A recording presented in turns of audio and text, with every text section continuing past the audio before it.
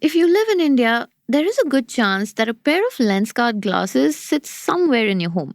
Maybe it's on your desk, maybe it is in your bag, or maybe it is perched on your nose right now. Because in just over a decade, Lenskart has done something remarkable.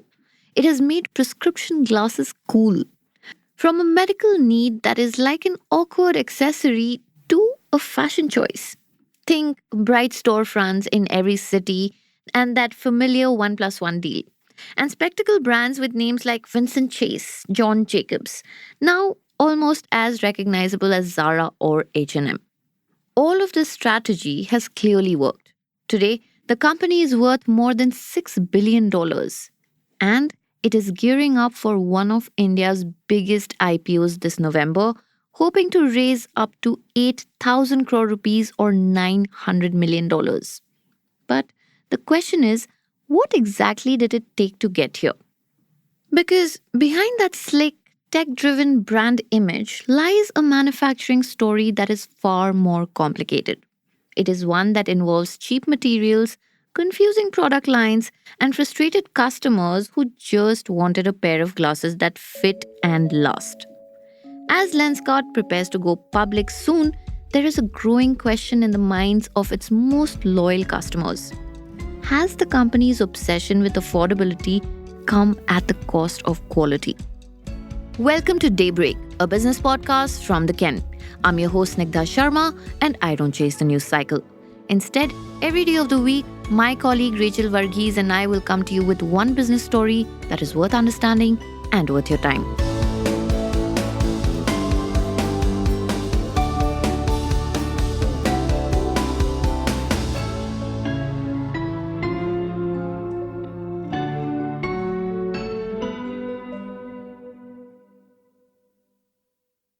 Lenskart's 1 plus 1 deal is not just a marketing trick. It is one of the cornerstones of its business model itself. It was launched in 2018 and now has nearly 7 million gold members.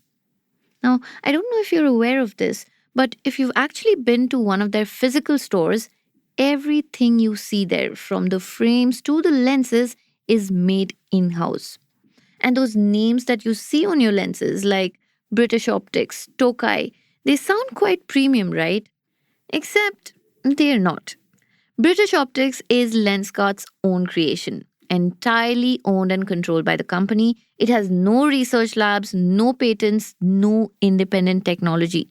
Nothing close to what global leader Essilor, for example, boasts with its 7,000 patents. Tokai, on the other hand, is a real Japanese brand, 85 years old, known for its ultra thin lenses. Lenskart has a strategic contract with them. But as one Bangalore based optometrist told my colleague Pranati, that their lenses are quite subpar compared to Essilor's. Lately, Lenskart's moved away from British Optics altogether, sourcing from its own brand called Owndays and the German company Rodenstock.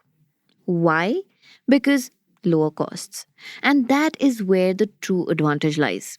Each of its factories in Singapore, Dubai, and China is built on an investment of roughly 800 crore rupees. Centralized production, computerized lens carving, all done at scale. The finished glasses are assembled in Rajasthan, Gurgaon, and now a mega plant in Hyderabad. These factories feed over 2,700 stores worldwide. Nearly 40% of Lenskart's revenue now comes from its international stores thanks to higher prices abroad. Even the frames are made in-house, mostly from acetate, which is a cheap bioplastic. One eyewear manufacturer says that Lenskart buys acetate sheets for about 300 to 400 rupees a kilo. From each sheet, they make around 20 frames. That is about 15 rupees per frame. By contrast, hypoallergenic TR90 frames, which are gentle on the skin, cost 25 to 80 rupees to make. And the titanium or metal frames are 100 rupees or more. And the cost difference is what is Lenskart's magic.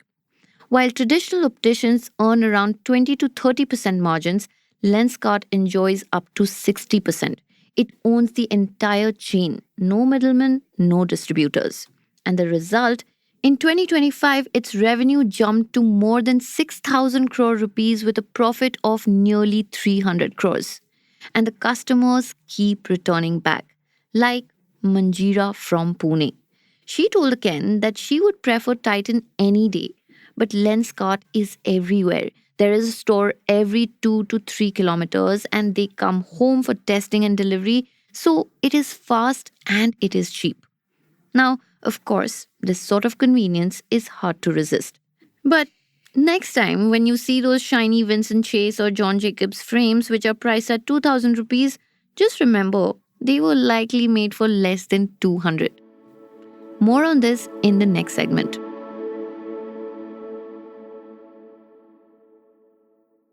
Now, as you may have guessed, anything low cost rarely comes without a catch. Take Lenskart's contact lenses brand Aqualens for example. It sells monthly disposable lenses for 300 rupees a pair, half the price of Bosch& Lomb's 600 rupee pairs. How? Lenskart uses the factories of Cooper Vision in the UK, which is a global lens maker. But the material it chooses is cheaper, hydrogel instead of silicon hydrogel. Silicon hydrogel lenses allow more oxygen through, keeping the eyes comfortable. Hydrogels, on the other hand, are softer, but when your eyes dry, even slightly, they become brittle and tear. And they have. Users on Reddit have reported lenses ripping while still in the eye. One Apollo Hospital's ophthalmologist told us that something like this can cause real corneal damage. Also, they say that cheap lenses scratch faster, and that affects vision, increases power, and even causes headaches. It is not just materials, even the people behind the lenses matter as well. Unlike Titan Eye Plus or Vision Express, which hire optometrists with full degrees, Lenskart often hires diploma holders, those trained in 2 years vision technician courses. And here's the twist. Lenskart runs those courses itself through Lenskart Academy and universities like Datta Meghe Institute in Maharashtra. So, while other companies pay 3 to 5 lakh rupees a year for certified optometrists, Lenskart pays 2 to 3 lakhs only. It is legal, of course, but when it comes to accuracy, it's not always perfect. Shweta from Hyderabad learned it the hard way. She spent 10,000 rupees on progressive lenses for her mother under the same 1+1 deal. Within weeks, her mother complained of unclear vision and eye strain. Turns out, Lenskart had marked her pupil distance incorrectly. On Reddit, there are over 500 similar complaints about incorrect prescriptions and rushed eye tests. In a sample of 20 Lenskart customers interviewed by the Ken, 6 of them had wrong prescriptions and 5 did not get tested by Lenskart at all. And yet, when the company filed its IPO papers, there was no mention of customer complaints, only franchisee grievances. So maybe the question isn't whether these issues exist, but whether they are baked into the model itself. But even with all of this, nobody is really stopping Lenskart. In fact, competitors are following its lead. Titan, specs makers, they've all launched their own buy one get one free offers because that is what the market demands now. But as one veteran optometrist in Bangalore put it, behind the colors and the shapes, it's still about vision, about accuracy, and about care. He remembers when local opticians had their own grinding units. One pair of lenses would cost 150 rupees, and they made them by hand. Now, his store sees 15 customers a month, which is down from 30 a day. Because in a world where cheap trumps quality, the old way just cannot compete. But at what cost? That is the question that Lenskart's customers and investors will soon have to answer.